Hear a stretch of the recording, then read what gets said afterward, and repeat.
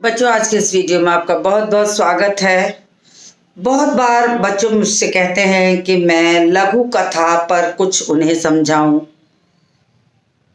क्योंकि इस नए पाठ्यक्रम में कक्षा 10 के विद्यार्थियों को 5 अंक में लघु कथा लेखन एक विषय जोड़ा गया है। यद्यपि देखा जाए तो लघु कथा लेखन जो है वो कक्षा 6 के विद्यार्थियों के लिए भी विषय में जोड़ा जाता है। अब मैं आपसे कहूं कि कक्षा 6 के विद्यार्थी लिखना जानते हैं, आपको भी आना चाहिए।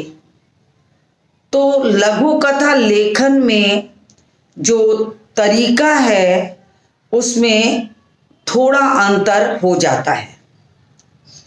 कक्षा 10 के विद्यार्थियों को अगर लघु कथा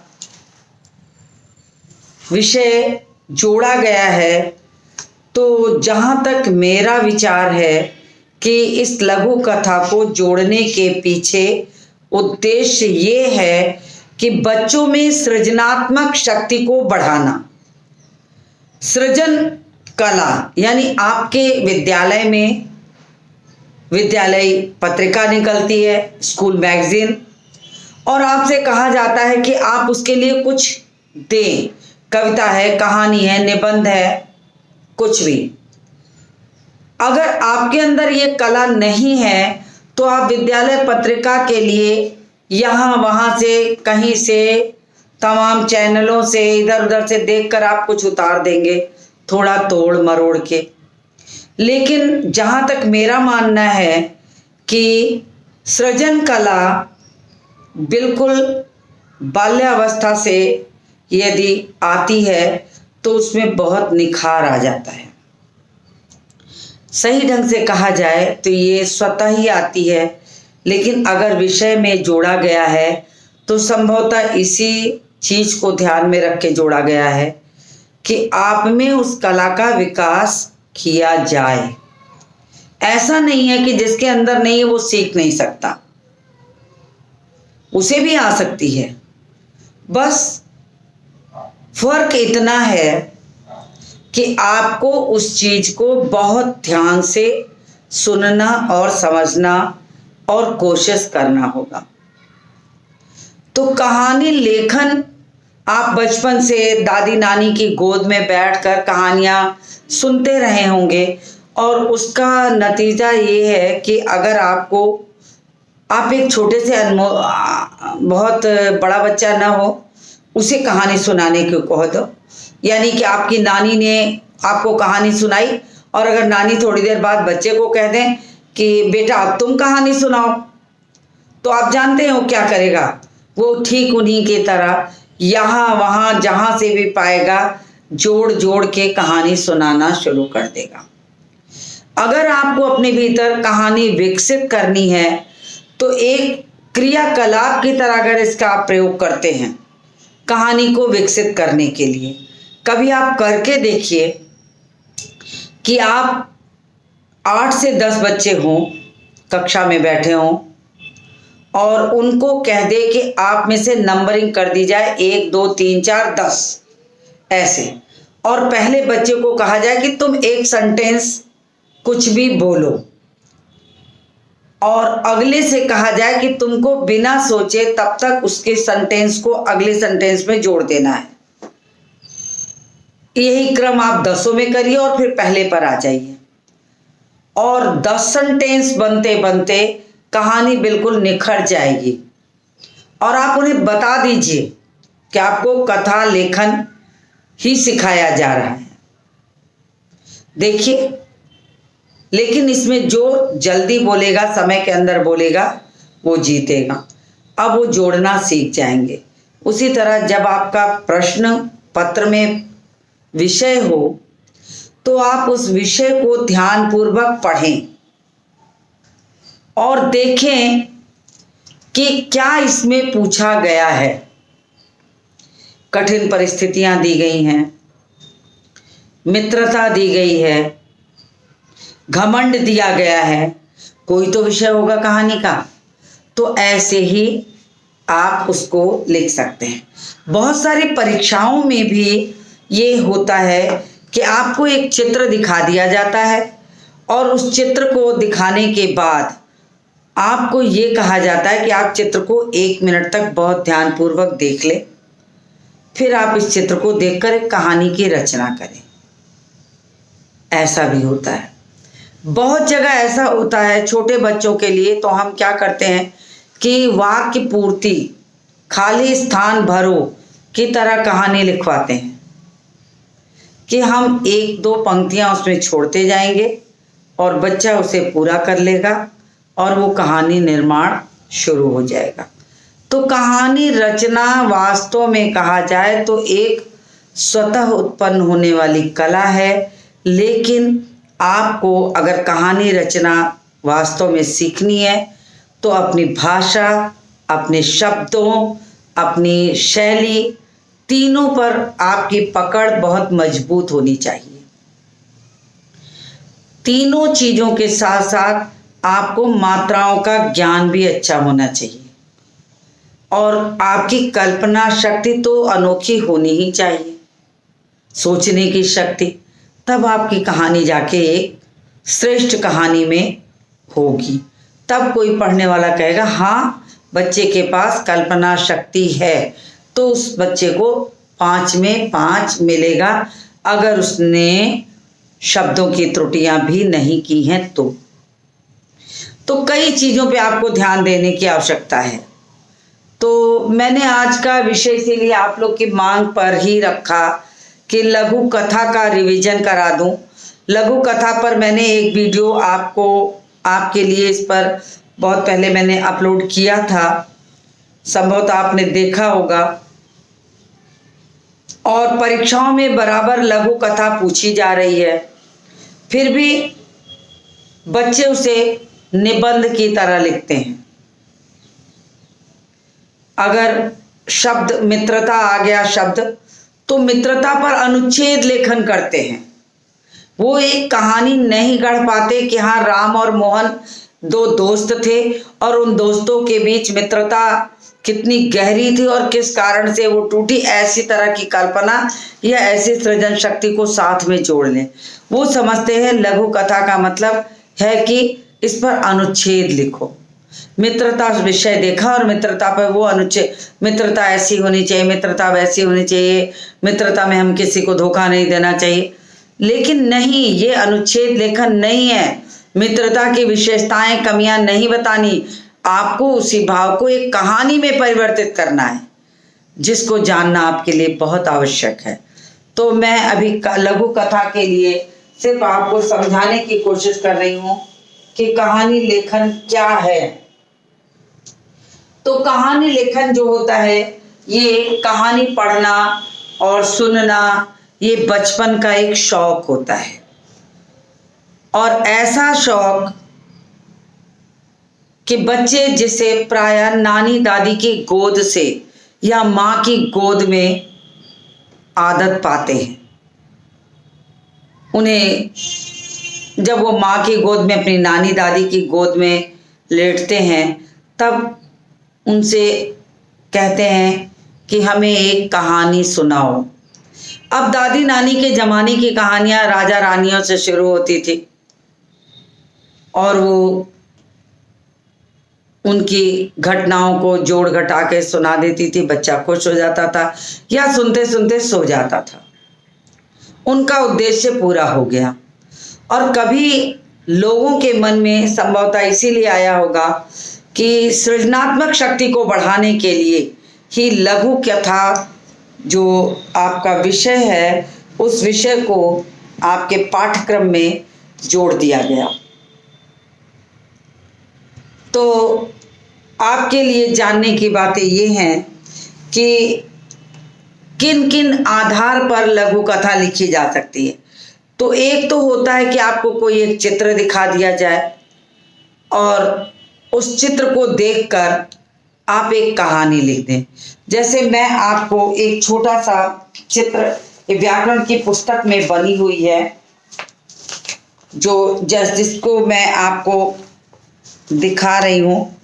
संभवतः आप इसे देख के देखिए, ये चित्र बना हुआ है, ये चित्र बना है, और इस चित्र के माध्यम से अगर आपको दिखाकर चित्र दिखा दिया जाए और उसके बाद कहा जाए कि कहानी लिखो, तो आपको क्या क्या करना होगा? एक शीर्षक लिखना होगा। सबसे पहले चित्र को देखकर आपको क्या लग रहा है कि क्या है, तो आप एक सेठ को बना करके कहानी लिख सकते हैं, किसान को बना के लिख सकते हैं, लोभी किसान दिया है इस पे, या गरीब परिवार पर आधारित करके लिख सकते हैं।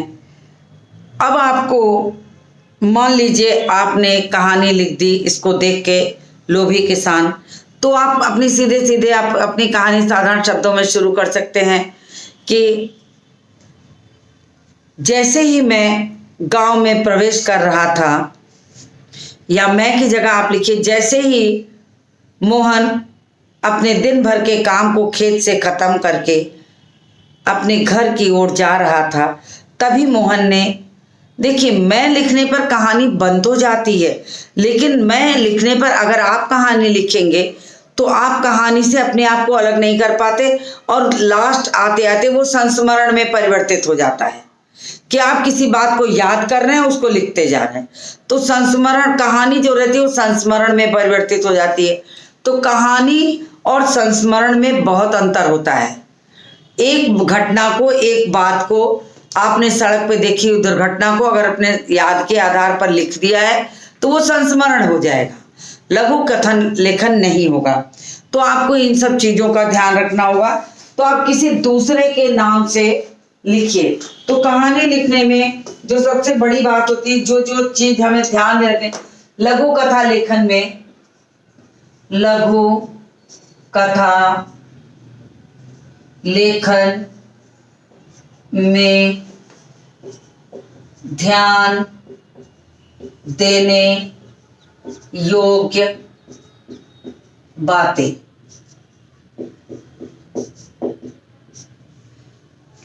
तो क्या होगा कि कहानी का आरंभ हमेशा रोचक होना चाहिए। कहानी का आरंभ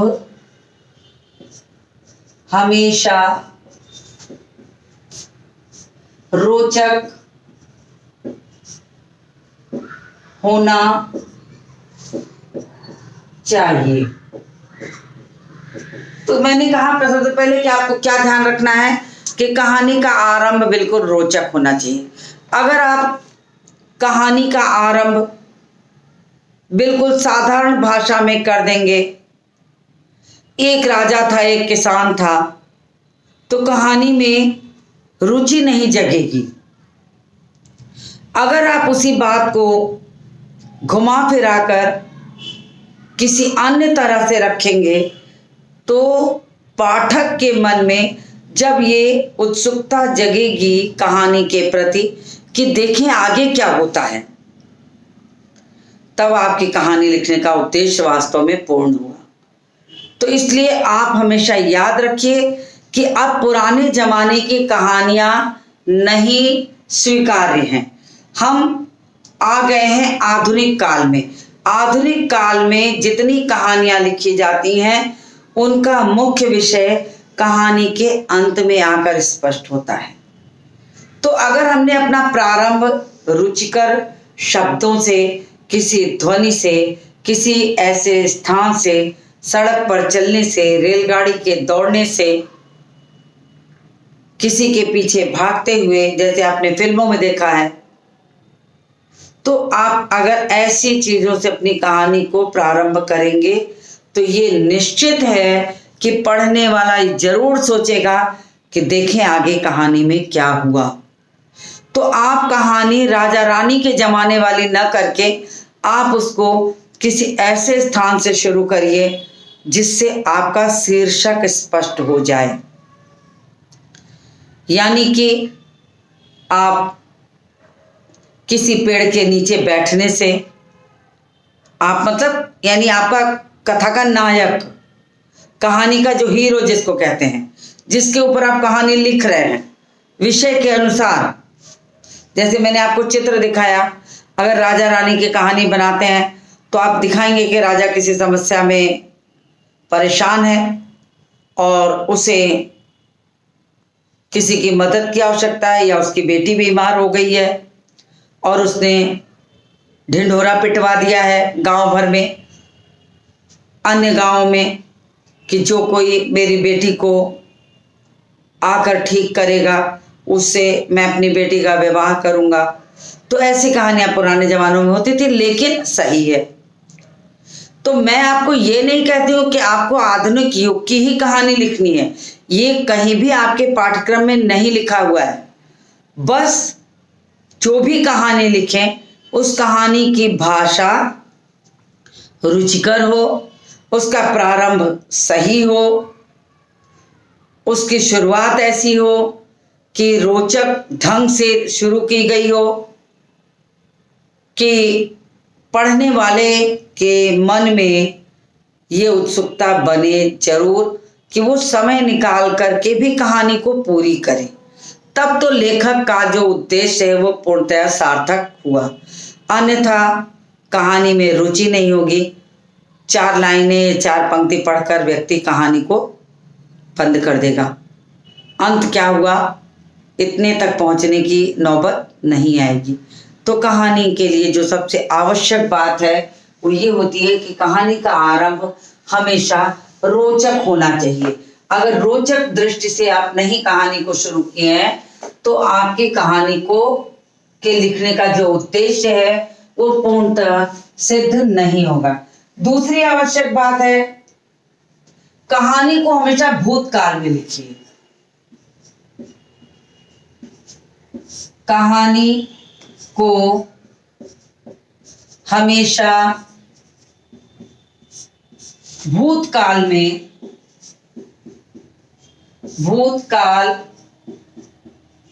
में ही लिखे।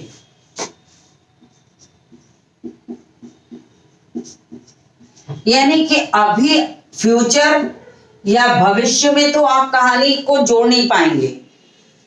आपको कैसे पता चलेगा कि आने वाले समय में इसमें क्या होने वाला था? तो आप इसको घटी हुई घटना, किसी पुराने समय की घटी हुई घटना को विषय बनाकर लिख सकते हैं। उसको आप राजा ने ये किया, राजा ने वो किया, आप पीछे चले जाइए, आप उस घटना को स्मरण में डाले हैं और उस स्मरण के आधार पर आप अपनी बात को कहानी की तरफ जोड़ रहे हैं। तो हमेशा कहानी जो होती है भूतकाल में लिखनी चाहिए। आप वर्तमान में तुरंत लाइव टेलीकास्ट होता है तो वर्तमान की कहानी का मतलब होता है कि समाज का वो बीज बिंदु जिसको मैंने सोचकर समझकर अपनी कल्पना शक्ति के आधार पर उसको सुंदर ढंग से पिरो करके अपनी भावना, अपनी सृजनात्मक शक्ति के आधार पर उसे कहानी का रूप दे दिया। क्या है कहानी? वास्तव में प्रश्न उठता है कि कहानी है क्या? कहानी समाज की घटी हुई घटनाएं हैं जिसको रचनाकार अपनी उस घटना को सीधे सीधे न सुनाकर अपनी सृजनात्मक शक्ति के माध्यम से या अपनी कलात्मक शक्ति के माध्यम से सुंदर ढंग से श्रोता को समझने के लिए वो कहानी का रूप परिवर्तित करके आपके सामने रख देता है। तो कहानी अपने में एक कला हो गई जिसको आपने समाज में, आज अखबारों में देखिए तमाम घटनाएं निकल रही हैं, तमाम घटनाएं आ रही हैं, और फिल्मों में जो कहानियां हैं उनमें भी तमाम कहानी। होता क्या है, हमारे समाज में जो घटनाएं घटी रहती हैं उन्हीं में हम थोड़ा सा चित्र, थोड़ा सा बैकग्राउंड, थोड़ा सा संगीत और थोड़ी सी भाषा, थोड़ा सा हंसी मजाक, सब कुछ डाल के फिल्म में परिवर्तित कर देते हैं। लेकिन जिस फिल्म की कहानी अच्छी नहीं होती वो फिल्म नहीं चलती। आप कितना भी उसमें संगीत डाल दीजिए, कितना भी उसमें रंग डाल दीजिए, कितने ही अच्छे नायक हों, नायिका हों, तो कहानी का दम ही किसी फिल्म को साकार बनाता है। अर्थात मेरे कहने का तात्पर्य यह है कि कहानी कितनी आवश्यक चीज है, तो वो भूतकाल में ही लिखी जानी चाहिए। ये बहुत आवश्यक चीज मैंने आपको बताई है कि कहानी को भूतकाल में ही लिखें। तो आपको दो बातें मैंने बताई कि उसका जो प्रारंभ है वो हमेशा रोचक ढंग से करिए। आप पेड़ों की सनसनाहट से कर सकते हैं, चिड़ियों के झुंड के उड़ने से कर सकते हैं, रेलगाड़ी की तेज आवाज के चलने से करते हैं, कान में पड़ने वाली सीटी की आवाज से कर सकते हैं। तो कहानी आप ऐसे सड़क को पार करने से कर सकते हैं। तो आप कहानी को सीधे सीधे एक राजा था एक रानी की जगह आज आधुनिक काल की कहानियों को किसी नए रूप में जोड़ कर लिखेंगे तो आपकी कहानी की जो कला है वो निखर कर आपके जांचकर्ता के पास पहुंचेगी और इस एक चीज के माध्यम से ही वो समझ जाएगा कि आपके पास भाषा, शैली, शब्द सबके भंडार हैं, जिसका फायदा आपको पूरी कॉपी के उत्तरों में मिल सकता है। तो ये मैंने आपको समझाया। अब तीसरी बात है, घटना के क्रम का ध्यान अवश्य रखना चाहिए। घटना के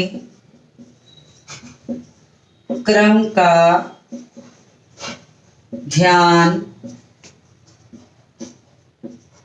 अवश्य रखना चाहिए। आगे बात समझ में आपको? अब आप लीजिए, मान लीजिए एक कहानी आपने शुरू की। अब आप घटना क्रम को अगर एक के बाद एक क्रम को नहीं जोड़ पा रहे तो कहानी बिखरी हुई सी लगेगी। आपको पढ़ने वाले को क्या लगेगा, अरे यहां आकर इसके बारे में तो आगे बताया ही नहीं लेखक ने, भला इसका क्या हुआ। तो पाठक हमेशा वो चाहता है कि उसके मन के अंदर कहानी को पढ़कर जो खलबली मच रही है वो शांत हो, तब आपकी कहानी का उद्देश्य जो है वो पूर्ण हुआ। तो घटनाक्रम को नंबरिंग करके कि आपको पहले नंबर पे क्या बताना है, एक संक्षेप में आप भूमिका बना लीजिए कि आपको क्या क्या लिखना है और कहां से आपका शीर्षक जो है वो सही होगा। मान लीजिए आपको दिया गया कि मैंने लोभी किसान ही कहा, तो अब लोभी किसान के लिए आपको कोई तो ऐसी चीज दिखानी होगी कि जिससे कहानी के अंत में जाकर ये सिद्ध हो जाए कि हाँ वो किसान लोभी था, वो अपने माता पिता का नहीं हुआ, वो अपने घर के परिवार का नहीं हुआ, उसने लालच में आकर कौन कौन सी चीजें ऐसी की जो उसे नहीं करनी चाहिए। तो इन क्रम को जोड़ेंगे और अंत में आकर जब आप इस बात को सिद्ध करेंगे तब जाके वो आपका शीर्षक सिद्ध होगा। तो घटनाओं का जो क्रम है वो बिल्कुल सही होना चाहिए और उचित ढंग से लिखा होना चाहिए, जिससे कि ये लग जाए कि हाँ कहानी का जो क्रम है वो बिल्कुल भी टूट नहीं रहा है। तो मैंने 3 जरूरी बातें आपको बता दी कि उसका प्रारंभ सही हो और कहानी को हमेशा भूतकाल में लिखें, और भूतकाल के साथ साथ आपको ये क्या चाहिए कि घटना का क्रम ध्यान में अवश्य रखें, घटना के क्रम का ध्यान अवश्य रखें कि घटना का क्रम ऐसा ना हो कि आपने कहीं राजा की मृत्यु दिखा दी तो कहीं आपने नए बच्चे का जन्म दिखा दिया और पता लगा कि राजा की मृत्यु के बाद नए बच्चे का जन्म कहां से हुआ, कहानी गड़बड़ हो गई। तो बच्चों आपको मैं बता दूं कि घटनाक्रम का मतलब होता है आप पहले से अपनी कल्पना में संक्षेप में 4-5 पॉइंट बना लीजिए कि आपको क्या क्या दिखाना है। शीर्षक डाल दिया लोभी किसान, तो आपको ये दिखाना पड़ेगा कि किसान कभी बहुत अमीर हुआ करता था, कैसे, उसके समय उसके पास क्या क्या था, कैसे, और जब उसके पास परेशानी आई और उसने अपने लालच में आके अपना सब कुछ कैसे गंवा दिया। कई चीजें ऐसी कल्पना शक्ति में जोड़िए, अब फिर कहानी देखिए अपने आप जोड़ने लगेगी। एक कक्षा 10 का विद्यार्थी जो होता है उसकी सोचने की शक्ति बहुत विशाल होती है। आप और तो छोड़िए, छोटे बच्चे को जो बिल्कुल अभी 5-6 साल 7 साल का बच्चा हो, आप उसको एक छोटी सी कहानी इस शर्त पर सुनाएं कि आप उसको सुनाएंगे तो वो भी आपको कहानी सुनाएगा। बस आप उसको ये कह करके एक छोटी सी कहानी सुना दीजिए। देखिए उसके बाद वो आपको कहानी कैसे सुनाता है। कहाँ से आई ये सोचने की शक्ति? वो सोचने की शक्ति आपके सुनाने के माध्यम से आई। तो ये हुआ, और वो जोड़ता जाएगा, एक के बाद एक घटनाक्रम को जोड़ते हुए कहानी को अंत तक पहुंचा देगा। सिर्फ ये हुआ कहानी कला का विकास। तो आप इस बात को ध्यान से रखिए कि आपको इन तीनों चारों बातों को बहुत अच्छी तरह से ध्यान में रखना होगा। अब मैं चौथी बात लिखती हूं कि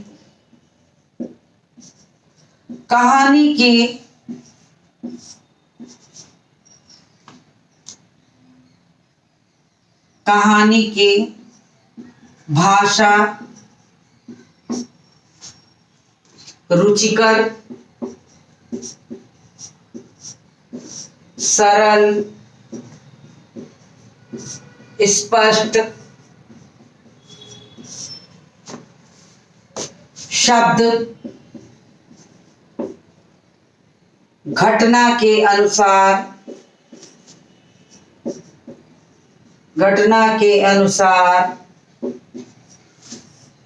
शब्द घटना के अनुसार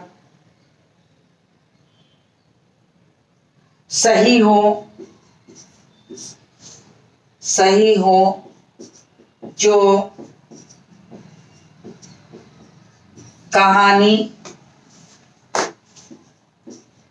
समझने में सहायक हो। तो देखिए भाषा से कितनी चीजें जुड़ गई, यानी कि कहानी की भाषा ऐसी हो कि रुचिकर हो। कहानी की भाषा बिल्कुल रुचिकर हो। अगर आप रुचिकर भाषा का प्रयोग नहीं करेंगे, बहुत क्लिष्ट कठिन शब्दों को डालेंगे, तो श्रोता हो या पाठक हो, दोनों को रुचि ही नहीं जगेगी। तो वो ना तो कहानी सुनेगा और ना ही उसे पढ़ने में आनंद आएगा। कहानी पढ़ता क्यों कोई है? अपने मन और मस्तिष्क को शांत करने के लिए एक शांत मनोरंजन का साधन है, जिसको पढ़कर ऐसा लगे कि वास्तव में कहानी ने मन को एक नई उत्सुकता दी। वो उत्सुकता कहानी के माध्यम से लिखने की हो सकती है, कहानी के माध्यम से आपके अंदर नई शोध की हो सकती है, बहुत सारी चीजें आ सकती हैं।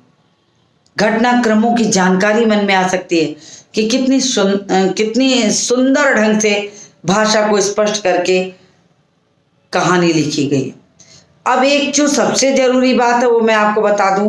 कहानी का मतलब होता है कि आप एक बैठक में बैठे तो कहानी को पढ़ लें।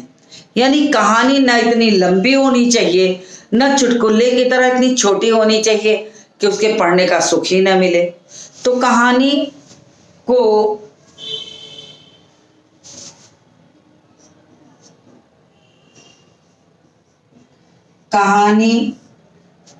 के अत्यधिक विस्तार से बचें। यानी कहानी को अत्यधिक विस्तार न दे। एक तो आप परीक्षा के लिए कहानी लिख रहे हैं, आप अपनी कहानी जो आपके पाठ्यक्रम में कहानी लेखन है वो आप परीक्षा के लिए लिख रहे हैं और 5 नंबर के लिए लिख रहे हैं। लघु कथा इसमें पहले ही लिखा गया है। लघु कथा कहने का मतलब ही हो गया कि कहानी छोटी। तो आपको कितना हो, आपकी कहानी छोटी हो, भाषा उसकी बिल्कुल सरल हो, सरल भाषा के साथ साथ स्पष्ट हो, कम शब्दों में आपका कथानक बिल्कुल स्पष्ट हो। कहानी का जो कथानक है, विषय वस्तु, जो शीर्षक आपके प्रश्न में दिया गया है वो शीर्षक सिद्ध हो रहा हो, तब कहानी के लिखने का उद्देश्य सही है। आपने कहानी लिखना शुरू कर दिया, उद्देश्य पता ही नहीं, आप बढ़ाते जा रहे हैं और अंत में पता लगा कि आपका समय कम पड़ गया, आपने कहानी को आधे में छोड़ दिया अथवा पूरा नहीं किया, या पूरा किया तो उसका अंत अच्छा नहीं है। अब ऐसी स्थिति में आपकी कहानी में कितने नंबर मिलेंगे? कम हो जाएंगे। तो आपको ये सब भी ध्यान में देने की जरूरत है। तो मैंने ये समझा दिया आपको। तो इसके बाद अब मैं आपको आखिरी चीज बताने चाहूंगी कि शीर्षक अवश्य दें। शीर्षक ऊपर अवश्य दें। ये चीज मैंने इसके बीच में लिख दिया कि आपको ध्यान में आ जाए। आप कहानी लिख डालते हैं, पेपर में आया हुआ शीर्षक नहीं उतारते। अब आपकी कहानी का एक शीर्षक, एक सबसे बड़ा पॉइंट तो यही कट गया। तो इस तरह से मैंने आज आपको आपके डिमांड पर लघु कथा लिखने के लिए किन किन बातों को आपको ध्यान में रखना है वो बताने की कोशिश की है। मुझे उम्मीद है कि मेरी ये कोशिश असफल नहीं जाएगी, आपको अच्छी तरह समझ में आएगा। और इसके लिए कभी भी किसी भी अखबार से, किसी मैगजीन से आप कोई एक टॉपिक उठा लो, या आप सड़क चलते कोई एक विषय देख लो और उस पर सोच लो कि हम 15 से 20 लाइनों की एक कहानी लिखेंगे, आपका अभ्यास हो जाएगा। तो मुझे उम्मीद है कि ये आपको विषय अच्छा लगा होगा, समझ में आया होगा। तो आज के इस वीडियो को यही समाप्त करती हूँ और मिलती हूँ आपसे अगले वीडियो में।